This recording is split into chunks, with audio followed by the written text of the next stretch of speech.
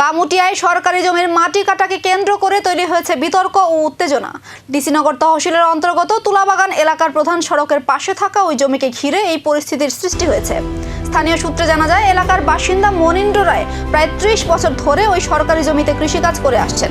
সম্প্রতি সবজি চাষের প্রস্তুতির অংশ হিসেবে তিনি জমির মাটি কাটার কাজ শুরু করেন, কিন্তু অভিযোগ জমিটি প্রধান সড়কের পাশে হওয়ায় মাটি কাটার ফলে রাস্তা ক্ষতিগ্রস্ত হওয়ার আশঙ্কা তৈরি হয়।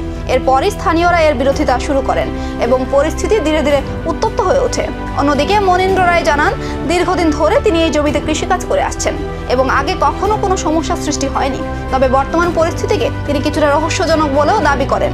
তিনি আরও জানান, স্থানীয়দের দাবি অনুযায়ী তিনি রাস্তার পাশ থেকে নিরাপদ দূরত্ব বজায় রেখে মাটি দিয়ে ব্যবধান বাড়িয়ে দেবেন। রাস্তাটা থেকে মনে করেন একটু মানে রাস্তার লোগায় ভরছে আর কি, মানে ভবিষ্যতের জল টল যাতে রাস্তাটা যদি ভেঙে লাগে এর লেগে পেতেছে আর কি। এটা বেশি আই ভরছে আর কি মাটিটা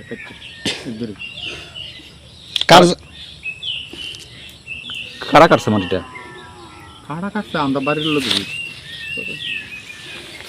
এই জমিটা কি খাস জমি না জুট জমি? এটা আমি কইতে পারি যারা কাটছে তারা নেই মানে এটা তো আমরা পুকুর দূরে দেখেছি আর ওই করতেছে মানে কাগজ টাগজের সম্বন্ধে এটা আমি কইতে পারি।